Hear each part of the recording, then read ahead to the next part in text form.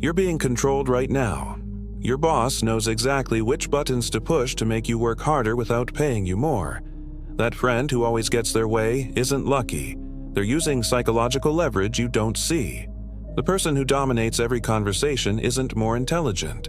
They've mastered techniques that make resistance feel impossible. Most people go through life completely unaware they're being manipulated. They think they're making free choices. They believe they're independent thinkers. But every day, people who understand dark psychology are pulling invisible strings, getting what they want while you wonder why you keep giving it to them. Niccolò Machiavelli understood this 500 years ago. He watched how power actually worked in Renaissance Italy. He saw which psychological techniques succeeded and which failed. And he wrote it all down. Not the sanitized version we pretend is true, but the dark reality of how humans actually control each other. Today, I'm going to reveal 7 dark psychology tricks that control anyone. Not theory, not speculation. Proven techniques that work whether you know about them or not. I'm not teaching you this so you become a manipulator. I'm teaching you this so you recognize when it's being done to you. Because once you see these patterns, you can't unsee them. And once you understand them, you can defend yourself. Or if necessary, deploy them strategically. This video will make you uncomfortable. It should, because you're about to realize how often these tricks have been used on you and how rarely you noticed. Let's begin with Machiavellian Power Strategies. Before we dive into the 7 tricks, understand what Machiavelli actually observed. He watched people gain and lose power not through intelligence or morality, but through understanding human psychology. He noticed that certain techniques worked consistently across different people and situations. These weren't accidents. They were patterns, and patterns can be learned, recognized, and either defended against or applied. Machiavelli wrote The Prince as a manual for how power actually operates, not how we wish it operated. He was condemned for centuries for writing the truth instead of the comfortable lie. But every political leader, every successful executive, every person who's accumulated real power has either read Machiavelli or independently discovered the same principles, because human psychology hasn't changed. The techniques that worked in 1513 work today. The only difference is that now we call it dark psychology instead of statecraft.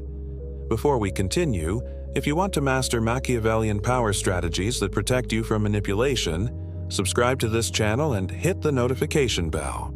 I break down power dynamics, psychological warfare, and the real rules of influence every week. And leave a comment telling me, which trick have you seen someone use successfully? I want to know what patterns you recognize. This community learns by identifying manipulation in action. Now, let's reveal the 7 dark psychology tricks that control anyone. The first trick is strategic ambiguity. This is when someone deliberately keeps their position unclear so they can adapt to whatever serves them in the moment. Machiavelli observed that successful rulers never fully committed to a position until circumstances forced them to. They spoke in generalities, made vague promises, and left themselves room to maneuver. This isn't indecisiveness, it's calculated flexibility that maintains power. Watch how this works in practice. Your manager asks if you can work this weekend. Instead of saying yes or no, they say they'll see what they can do. They're looking into options. They're exploring possibilities. They've given you nothing concrete, but you feel like they're helping.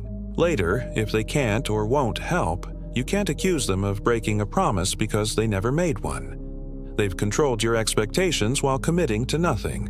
Or think about that person who seems to agree with everyone. In conversation with you, they agree with your politics. In conversation with someone who disagrees with you, they agree with them too. They're not two-faced, they're strategically ambiguous. They've never actually stated a firm position. They've just made each person feel understood.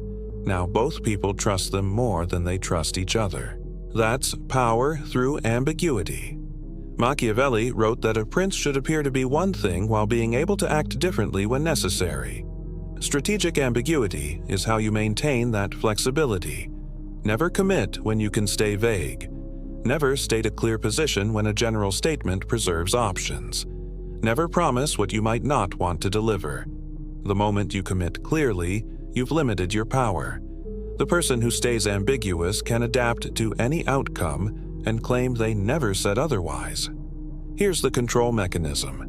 Ambiguity makes you the interpreter of your own words. You said something vague. The other person filled in the meaning they wanted to hear. When circumstances change, you reinterpret your own statement differently. They feel betrayed, but they can't prove you lied because your original statement was deliberately unclear. You've controlled the narrative by never fully committing to one. This works in negotiations, relationships, workplace politics, and anywhere else that people want something from you. Stay vague until clarity serves you. Then define your position as if it was always clear. The ambiguous person controls the meaning. The clear person is held to their meaning. The second trick is intermittent reinforcement. This is borrowing from behavioral psychology, but Machiavelli understood the principle. If you reward someone consistently, they take it for granted. If you never reward them, they give up. But if you reward them randomly and unpredictably, they become addicted to seeking your approval. This is how you create psychological dependency without appearing to manipulate. Think about how this works with attention and affection. The person who's consistently nice becomes invisible. The person who's consistently mean gets avoided. But the person who's sometimes incredibly warm and sometimes cold creates an addictive pattern. You never know which version you'll get, so you keep trying to figure out what makes them give you the good treatment. This is intermittent reinforcement creating dependency. Your boss praises you randomly. Sometimes after great work, nothing. Sometimes after mediocre work, excessive praise. You can't identify the pattern because there isn't one. But psychologically, you become obsessed with getting that praise. You work harder, trying to figure out what triggers it. You've been conditioned like a rat in a Skinner box. The unpredictable reward is more controlling than a predictable one. Machiavelli observed that princes who were unpredictably generous created more loyalty than those who were consistently generous or consistently stingy. The unpredictability kept people hoping and working for the next reward. They never knew when it would come, so they kept performing. This creates constant effort for intermittent reward, maximum output for minimum input. Here's how this controls people. The human brain is wired to find patterns. When rewards are random, your brain keeps searching for the pattern that explains them. This search becomes compulsive. You're trying to figure out what behavior triggers the reward, so you keep trying different behaviors. Meanwhile, the person giving random rewards is doing nothing, just occasionally rewarding you with no pattern. They're expending minimal effort while you're expending maximum effort trying to please them. In relationships, this is the hot and cold dynamic that creates toxic attachment. In the workplace, this is the unpredictable boss who creates anxious overperformers. In sales, this is the variable ratio schedule that makes gambling addictive. Random rewards control behavior better than consistent rewards because they create a constant state of hope and uncertainty. And people in that state will do almost anything to resolve the uncertainty. The third trick is manufacturing scarcity. Machiavelli understood that value is perceived, not inherent. The same object, person, or opportunity becomes dramatically more desirable when it's scarce or could be lost. This trick is about artificially creating the perception of scarcity to increase your value and control others' behavior toward you. Watch how this operates. Someone is casually interested in you romantically. You're always available, always responsive, always making time for them. Their interest stays casual. Then you become less available. You're busy. You have other options. You can't see them this week. Suddenly, their interest intensifies. Nothing about you changed except availability. But scarcity created urgency. Now they're pursuing instead of you pursuing. That's manufactured scarcity controlling behavior. Or think about sales tactics. Limited time offer, only 3 left. Sale ends tonight. These create artificial scarcity that drives purchasing decisions. The product isn't actually scarce. They manufacture that perception to trigger fear of loss, and it works because humans are loss-averse. We fear missing out more than we desire gaining. Machiavelli advised that a prince should make his favor scarce. Don't be constantly available. Don't always say yes. Don't give away your time, attention, or resources freely. The moment you're abundant, your value drops. The moment you're scarce, your value rises. This isn't about being difficult. It's about strategic unavailability that maintains perceived value. Here's the control mechanism. Scarcity triggers urgency. When people believe they might lose access to you, they prioritize you. When they believe you're always available, they take you for granted. You control how much people value you by controlling your availability. This applies to your time, attention, expertise, resources, and presence. The person who's always available trains others to devalue them. The person who's selectively available trains others to appreciate access to them. Make yourself scarce. Don't always respond immediately. Don't always be free. Don't always say yes. Create the perception that access to you is valuable because it's limited. Then watch how people's behavior toward you changes. They'll work harder to get your attention. They'll value your time more. They'll be more likely to comply with your requests because they don't want to lose access. Manufactured scarcity isn't manipulation. It's accurate value signaling. Your time and attention are valuable. Act like it. The fourth trick is strategic disclosure. This is controlling information flow to maintain power. Machiavelli observed that knowledge is power, but only if others don't have it. The person who knows everything but reveals nothing has maximum leverage. The person who reveals everything has zero leverage. Strategic disclosure is about carefully managing what information you share, when you share it, and with whom. Think about how this works in negotiations. You know the maximum you're willing to pay. If you reveal that number first, you've lost leverage. The other party knows your ceiling and will push toward it. But if you get them to reveal their number first while keeping yours hidden, you have information advantage. They're negotiating blind. You're negotiating informed. That asymmetry is power. Or think about workplace politics. You have information about an upcoming reorganization. If you tell everyone, the information becomes common knowledge and worthless. But if you strategically share it with specific people at specific times, you've created debts. Each person you informed feels grateful and slightly obligated. You've traded information for influence. The information had value only because you controlled its distribution. Machiavelli emphasized that a prince should have many informants but reveal little himself. Collect information constantly. Share information strategically. Never give information freely when withholding it serves you better. This creates an information asymmetry where you know more about others than they know about you, and that asymmetry is leverage. Here's the control mechanism. People need information to make decisions. If you control what information they have, you influence their decisions without them realizing it. You're not forcing them to choose. You're controlling which options they're aware of. This is invisible control that feels like free choice to the target. The tactic is simple. Ask more questions than you answer. Listen more than you speak. Gather information constantly.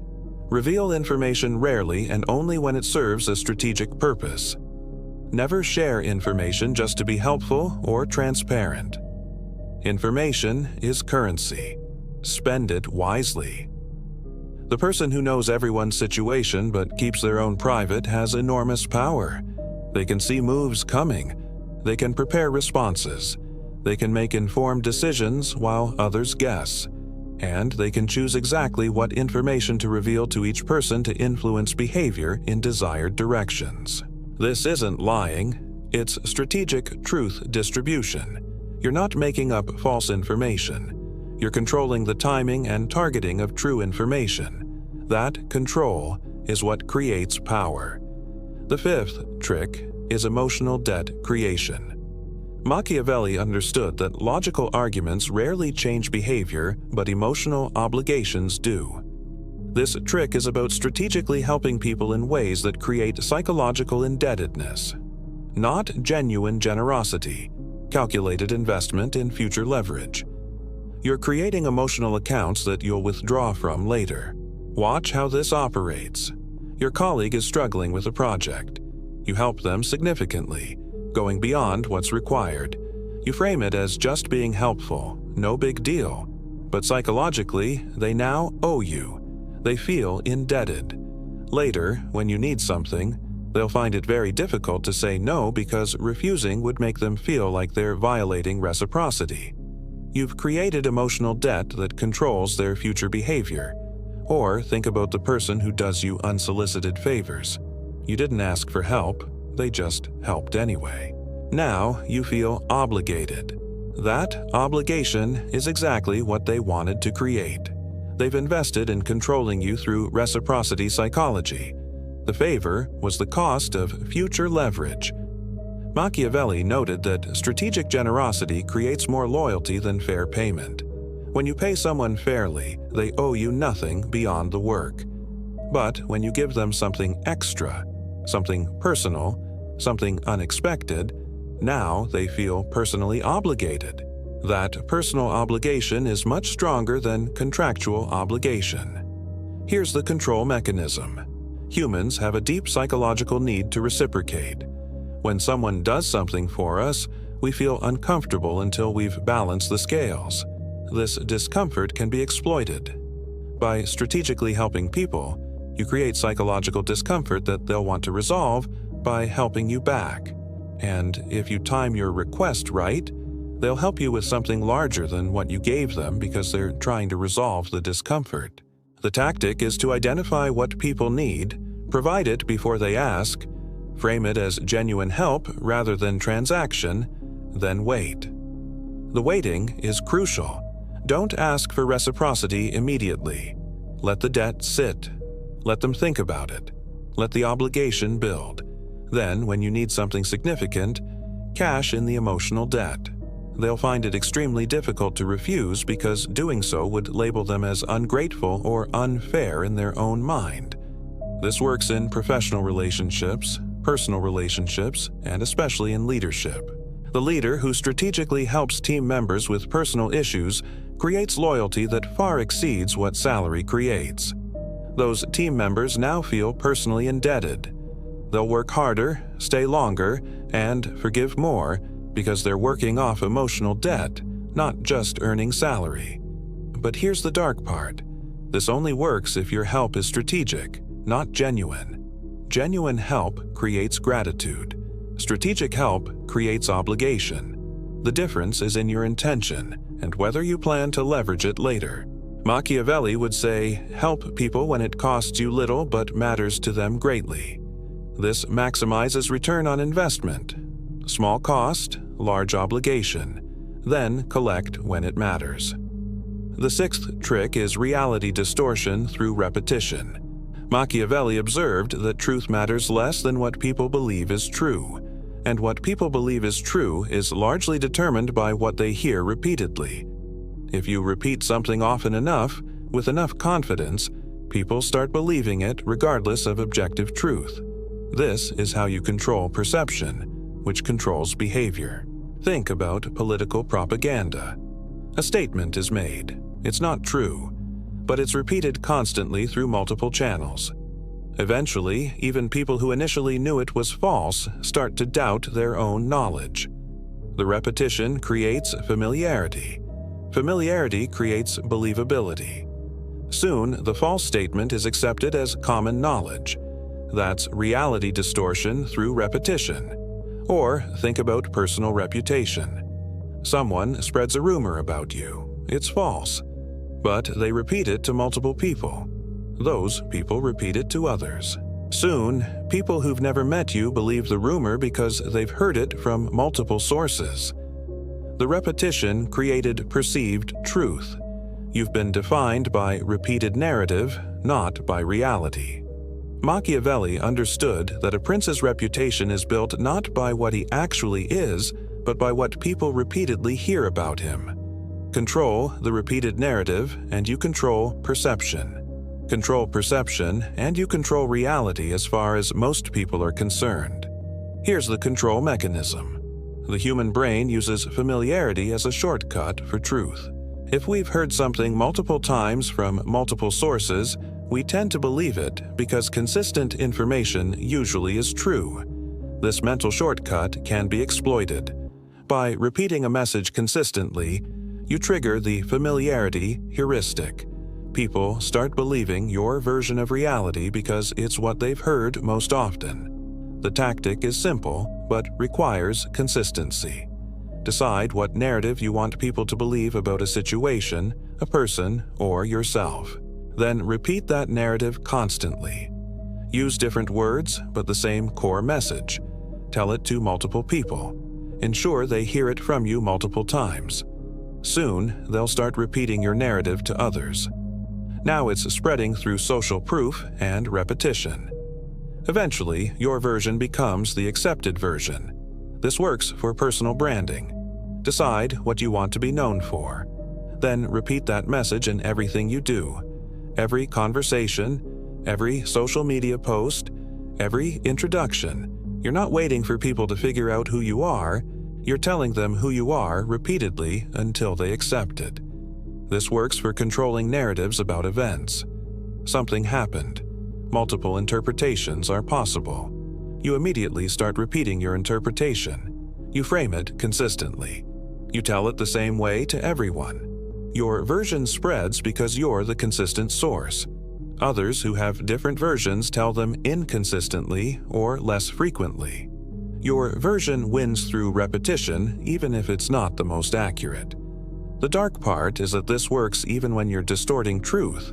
Repetition can make false things feel true, and true things feel false depending on which version gets repeated more. This is why propaganda works. This is why advertising works. This is why confident liars often succeed. They repeat their version more consistently than truth-tellers repeat theirs. The seventh and darkest trick is strategic vulnerability display. This is counterintuitive, but devastatingly effective. By strategically showing vulnerability, you lower others' defenses and create trust that you can exploit. Machiavelli observed that people who appeared slightly weak or imperfect were often underestimated, which gave them advantage. Strategic vulnerability is weaponized authenticity that creates manipulation opportunities.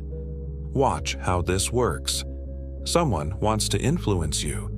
If they appear perfectly strong and capable, you're suspicious. Your defenses are up. But if they share a vulnerability with you, a fear, a mistake, a weakness, your defenses drop. You think they're being authentic. You trust them. Now they have access to influence you that the perfectly strong person doesn't have. They've traded apparent vulnerability for real influence. Or think about leaders who share personal struggles. They seem relatable. They seem human. You feel connected to them. But that connection is exactly what they wanted to create. The vulnerability display was calculated to build trust that makes you more loyal, more willing to follow, more forgiving of their failures. The vulnerability wasn't genuine sharing. It was strategic positioning. Machiavelli noted that appearing slightly flawed makes people underestimate you. They think you're less threatening than you are. They reveal information they wouldn't share with someone they viewed as powerful. They let their guard down. And while they're relaxed, you're gathering intelligence and building influence. Here's the control mechanism. Vulnerability creates connection. Connection creates trust. Trust creates influence. By strategically displaying vulnerability, you're hacking the connection-trust-influence pathway. You're not actually vulnerable. You're performing calculated vulnerability to create specific outcomes. The vulnerability is fake, but the influence it generates is real. The tactic is to identify what vulnerabilities make you seem relatable without making you seem incompetent. Share struggles that are past, not present. Share fears that are common, not unique. Share mistakes that show growth, not failure. You're curating your vulnerability for maximum strategic impact. Then, once trust is established through vulnerability, leverage that trust. Ask for things, influence decisions, shape opinions. The person trusts you because you were vulnerable with them. They don't realize the vulnerability was bait. This is perhaps the darkest trick because it weaponizes authenticity. It takes something that should create genuine connection and turns it into manipulation tool. People who do this are appearing human to gain inhuman levels of control. But here's why I'm teaching you this. It's being used on you constantly. Leaders use strategic vulnerability in speeches. Salespeople use it in pitches. Manipulators use it in relationships. By understanding the technique, you can recognize when vulnerability displays are strategic rather than genuine. The difference is in consistency and timing. Genuine vulnerability is uncontrolled and messy. Strategic vulnerability is calculated and clean. Genuine vulnerability is shared regardless of benefit. Strategic vulnerability is always deployed when it serves a purpose. These are the 7 dark psychology tricks that control anyone. Strategic ambiguity keeps you adaptable and unaccountable. Intermittent reinforcement creates addiction to your approval. Manufacturing scarcity increases your perceived value. Strategic disclosure maintains information advantage. Emotional debt creation builds future leverage. Reality distortion through repetition controls perception. Strategic vulnerability display lowers defenses and builds exploitable trust. Machiavelli would recognize all 7. He watched them operate in Renaissance politics. He saw which leaders succeeded through these techniques and which failed by ignoring them. He wrote them down, and we've been uncomfortable with that honesty for 500 years. But uncomfortable doesn't mean untrue. These techniques work. They work consistently. They work on intelligent people and unintelligent people equally. They work whether you believe in them or not. The only question is whether you'll recognize them when they're being used on you. Here's what I want you to understand. Learning these techniques serves 2 purposes: defense and, if necessary, offense. Defense first. Now that you know these patterns, you'll see them everywhere. Your boss using intermittent reinforcement to control you. Your friend using emotional debt creation to manipulate decisions. Politicians using reality distortion through repetition. Marketers manufacturing scarcity. Once you see these patterns, you can defend against them. You can recognize when someone's being strategically ambiguous and refuse to fill in the blanks they're leaving. You can notice intermittent reinforcement and consciously resist the addiction it creates. You can see through manufactured scarcity to real value. You can refuse to share information with people who practice strategic disclosure. You can avoid creating emotional debts or consciously choose not to repay manipulative ones. You can question repeated narratives instead of accepting them. You can distinguish genuine vulnerability from strategic displays. This awareness is protection. The person who doesn't know these tricks is defenseless against them. You now have defense. But here's the offensive application. Sometimes defense isn't enough. Sometimes you need to influence, negotiate, lead, or protect yourself by controlling situations. In those moments, these techniques are tools. Not for casual use, not for harming people, but for strategic deployment when necessary. If you're negotiating your salary and strategic ambiguity helps you maintain leverage, use it. If you're building a team and intermittent reinforcement creates better performance, understand that's what you're doing. If you're managing your time and manufactured scarcity makes people respect it more, create that scarcity deliberately. Use these techniques consciously, ethically, and strategically. Don't use them to exploit people. Use them to create outcomes that serve legitimate purposes. The difference between manipulation and influence is intent and ethics. Manipulation serves only you at others' expense. Influence serves mutual benefit or legitimate authority. Machiavelli didn't invent these techniques. He observed them. They exist whether we acknowledge them or not. By understanding them, you're not becoming evil. You're becoming realistic. You're seeing how power actually operates instead of how we pretend it operates. And that realism is what separates people who get controlled from people who maintain sovereignty. These 7 tricks are operating in your life right now, in your workplace, in your relationships, in media you consume, in sales pitches you hear, in political messages you receive. Every single day, people who understand these techniques are using them. The question isn't whether they exist. The question is whether you'll recognize them. Master these 7 dark psychology tricks, not to become a manipulator, to become unmanipulatable. Learn them so you can see them. See them so you can defend against them. And if necessary, deploy them strategically when defense isn't enough. That's Machiavellian Power Strategies. That's how control actually works, and now you understand exactly what's been happening to you and what you can do about it. See you in the next one.